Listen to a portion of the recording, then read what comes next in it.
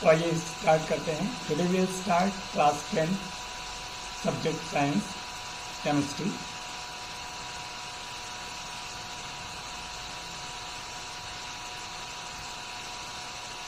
Chapter number first, chemical reaction and equation, first part. This chapter will be completed in 5 lectures. First part, chemical reaction and equation.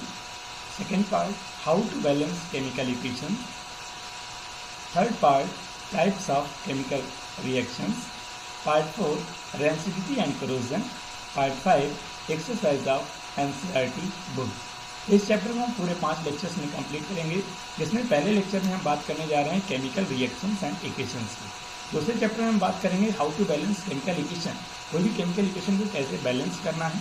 और third part में हम चर्चा करेंगे types of chemical reactions की, combination, decomposition, displacement, double displacement and redox reaction. And fourth part में हम discuss करेंगे types of rancidity and corrosion. And last lecture में हम कंप्लीट करेंगे एनसीईआरटी की जो एक्सरसाइज है उसके सोल्यूशन से। तो ये स्टार्ट करते हैं chemical reactions. The transformation of chemical substance into another, the transformation of chemical substance into another chemical substance is known as chemical reaction. यानी कोई भी केमिकल सब्सटेंस है जब एक फॉर्म से दूसरे फॉर्म में कन्वर्ट हो जाता है तो उसे हम केमिकल रिएक्शन कहते हैं। या फिर इसका एक और डेफिनेशन हम कह सकते हैं कि when 2 or more substance react and form a new substance is called chemical reaction. For example, rusting of iron, लोहे में जंग लगना। लोहा एक अलग सब्सटेंस है, लेकिन जब उसमें जंग लग जाता है तो दूसरे सब्सटेंस में कन्वर्ट हो जाता है। लोहा होता है Fe, और जैसे ही जंग लगता है तो बन जाता है फेरियम। तो फिर जैसे अपन ने देखा कि रस्टिंग ऑफ आयरन क्या होता है, केमिकल रिएक्शन। लोहा, आयरन अगर खुले में कहीं भी रख दिया जाता है तो आप देखते होंगे कि वो जो आपका एटमॉस्फेयर है, एटमॉस्फेयर में जो वाटर मॉलिक्यूल्स या ऑक्सीजन अवेलेबल होती है उसके साथ रिएक्ट करती है और आयरन ऑक्साइड फॉर्म करती है। तो एक सब्सटेंस से नया सब्सटेंस बन गया, इसलिए हम इसे बोलते हैं केमिकल रिएक्शन। आइए दूसरा एग्जाम्पल देखते हैं, the setting of milk into curd, यानी दूध से दही का बनना। दूध एक अलग सब्सटेंस है, वो दही में कन्वर्ट हो जाता है तो नया सब्सटेंस बन जाता है, और इसको भी हम क्या बोलेंगे, केमिकल रिएक्शन। आइए तीसरा एग्जाम्पल देखते हैं, डाइजेशन ऑफ फूड, खाना का पचना। भाई जब हम खाना खाते हैं तो खाने में क्या लेते हैं, कार्बोहाइड्रेट लेते हैं, प्रोटीन लेते हैं, विटामिन लेते हैं, और ये अंदर जाने पर जब खाने का पाचन हो जाता है तो छोटे छोटे केमिकल्स कंपाउंड में कन्वर्ट हो जाता है, टूट जाता है, तो इसको भी हम क्या बोलेंगे, केमिकल रिएक्शन। लास्ट एग्जाम्पल अपन और ले लेते हैं, रेस्पिरेशन। रेस्पिरेशन मतलब श्वसन, ब्रीदिंग इन ब्रीदिंग आउट। अब अपने को ऐसा लगता होगा कि जब अपन सांस लेते हैं तो हवा अंदर जाती है, जब सांस बाहर निकालते हैं तो भी हवा जाती है, ना कोई नया सब्सटेंस बना ना कोई पुराना सब्सटेंस। तो क्या ये केमिकल रिएक्शन है क्या? जी हाँ। जब हम सांस अंदर लेते हैं तो ऑक्सीजन लेते हैं, ऑक्सीजन अंदर जाकर कार्बन के साथ रिएक्ट करती है और कार्बन डाइऑक्साइड फॉर्म करके फिर हम सांस बाहर निकालते हैं तो कार्बन डाइऑक्साइड बाहर निकलती है। In a chemical reaction a new substance is form. कोई भी केमिकल रिएक्शन है उसमें always new substance will form which is completely different in property from the original.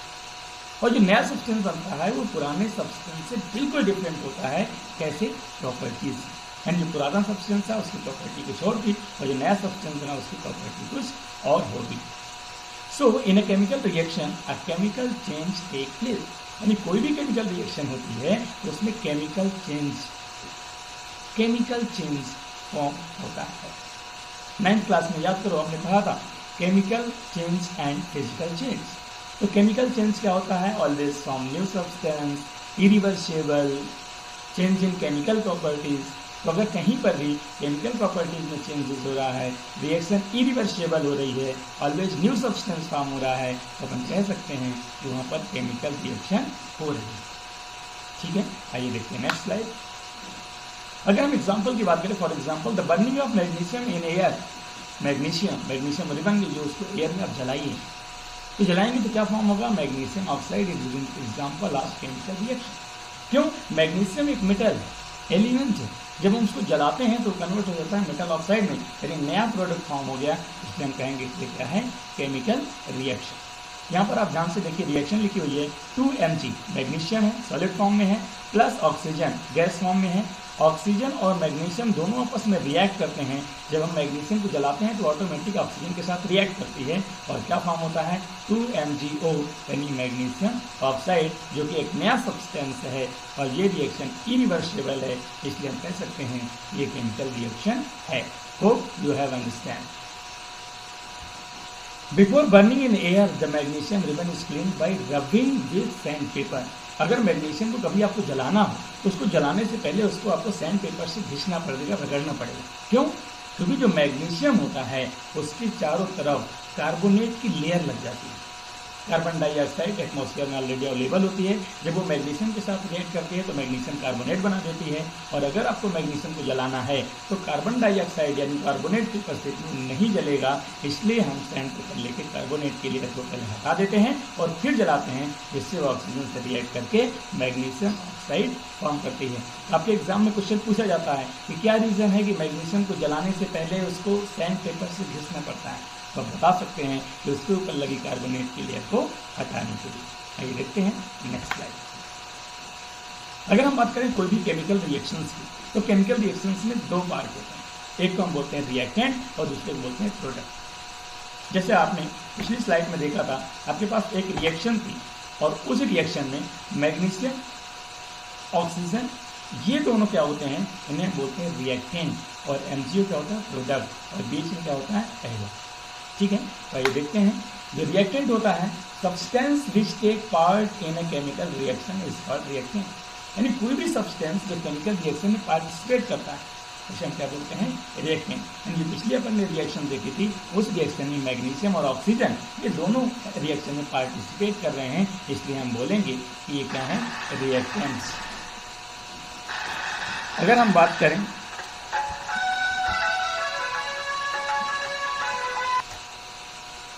और अगर हम बात करें प्रोडक्ट की, तो new substance formed after a chemical reaction is called product. यानी जब कोई नया सब्सटेंस बनता है किसी भी केमिकल रिएक्शन में, उसे हम बोलते हैं प्रोडक्ट। या कह सकते हैं कि केमिकल रिएक्शन में दो पार्ट होते हैं, एक लेफ्ट हैंड साइड और एक राइट हैंड साइड। तो लेफ्ट हैंड साइड जो होता है उसे हम बोलते हैं रिएक्टेंट, और जो राइट साइड होता है उसे क्या बोलते हैं प्रोडक्ट। तो पिछली वाली जो रिएक्शन अपन ने पढ़ी थी उसमें मैग्नीशियम और ऑक्सीजन रिएक्टेंट हैं, वो लेफ्ट हैंड साइड में लिखे हुए हैं, और उसमें magnesium oxide right hand side में लिखा हुआ है, इसलिए उसे हम क्या कहेंगे प्रोडक्ट। ये देखते हैं नेक्स्ट स्लाइड। अगर हम बात करें कैरेक्टरिस्टिक ऑफ केमिकल रिएक्शन, यानी कोई भी केमिकल रिएक्शन कहीं पर भी हो रही है तो आपको कैसे पता चलेगा कि उसमें केमिकल रिएक्शन हो रही है। तो उसमें फर्स्ट पॉइंट आप देख लेंगे इवोल्यूशन ऑफ गैस। यदि कहीं से भी गैस निकल रही हो तो इसका मतलब उसमें केमिकल रिएक्शन हो रही है। For example the chemical reaction between zinc and dilute sulphuric acid is characterised by the evolution of gas.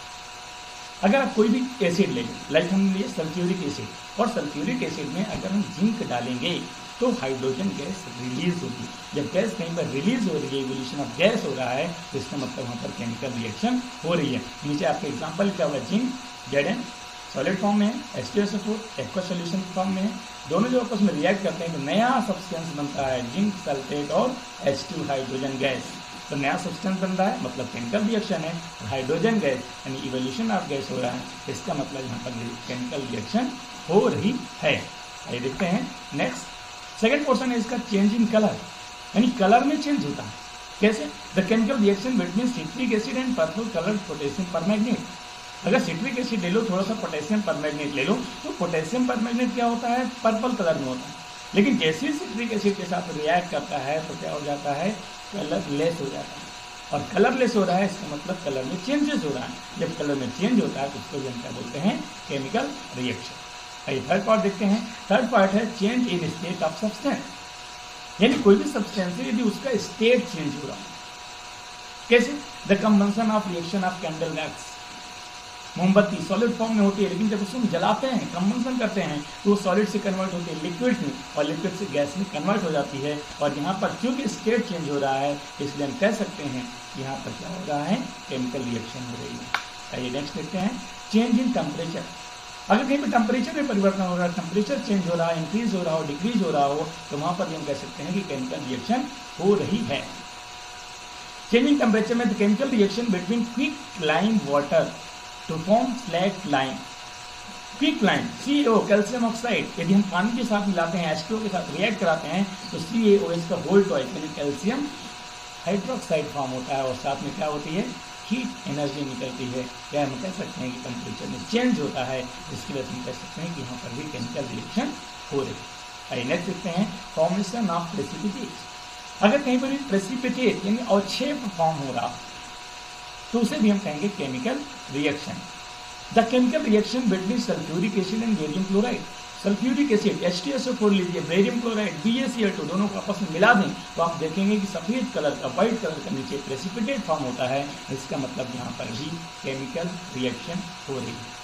Hope you have understand.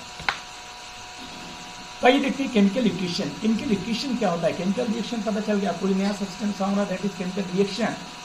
Chemical equation क्या है कि the representation of chemical reaction using symbol and फॉर्मूले of the substance.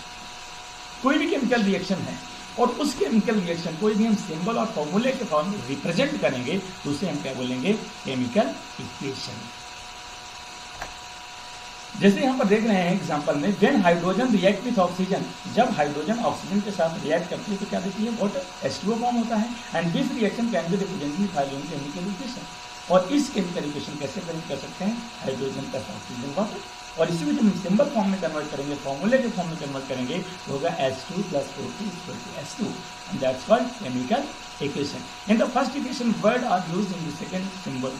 जो word जहाँ पर use हुए हैं इसे हम बोलेंगे वर्ड इक्वेशन और जहाँ पर सिंबल इसे बोलेंगे chemical equation. Hope you have understand. अगर हम बात करें type of chemical equations, chemical equations कितने टाइप्स के होते हैं तो हमारे पास दो टाइप्स के हैं। फर्स्ट है बैलेंस केमिकल इक्वेशन।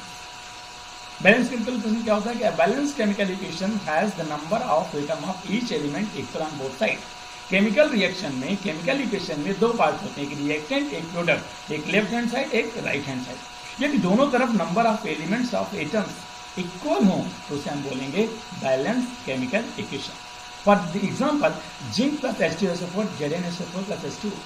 इस रिएक्शन को अगर ध्यान से हम देखेंगे तो पाएंगे कि जिंक कितने एटम है? 1 एटम। जिंक कितने एटम है? 1 एटम, मतलब दोनों तरफ जिंक के एटम बराबर। हाइड्रोजन इस तरफ कितने हैं? Left hand side 2 hydrogen, right hand side 2 hydrogen, equal है। Sulphur left hand side 1, right hand side 1, equal. Oxygen left hand side 4, right hand side 4, यानी दोनों तरफ नंबर ऑफ एलिमेंट्स इक्वल है। इसलिए हम कह सकते हैं ये एक बैलेंस केमिकल इक्वेशन। अच्छा, बैलेंस केमिकल इक्वेशन होती क्या है? According to the law of conservation of mass, यानी जो आपका द्रव्यमान संरक्षण का नियम है वो क्या कहता है कि मास can neither be created not be destroyed in chemical reaction. यानी कोई भी केमिकल रिएक्शन है उसमें ना तो द्रव्यमान का ह्रास होता है ना तो नया द्रव्यमान बनता है, यानी जितना रहता है उतना ही होता है। तो इस नियम को फॉलो करने के लिए, to obey this law, the total mass of element present in reactants must be equal to the total mass of elements present in products. और इसलिए इसे हम बोलेंगे बैलेंस केमिकल इक्वेशन। अब देखते हैं unbalance chemical equation. Unbalance chemical equation इसके just opposite है। If the number of atoms of each element in reactants is not equal to the number of atoms of each element present in product, यानी reactant side और product side दोनों तरफ यदि number of elements of atoms different है इसमें हम बोलेंगे unbalance chemical equation. For example अगर हम देखें यहाँ पर iron left hand side 1, right hand side 3, different. Hydrogen left hand side 2, right hand side 2, oxygen left hand side 1, right hand side 4, and number of atom of elements is different, so it's called unbalance chemical equation. Okay, hope you have understood. Thank you for watching this video. Please like, share and subscribe the channel for daily notification. Daily हम नए video upload करते रहेंगे। आप घर में रहिए, सुरक्षित रहिए, डेली वीडियो देखिए, समझिए। कोई भी डाउट आए तुरंत कमेंट कीजिए, मैं आपके जवाब दूंगा। Thank you so much.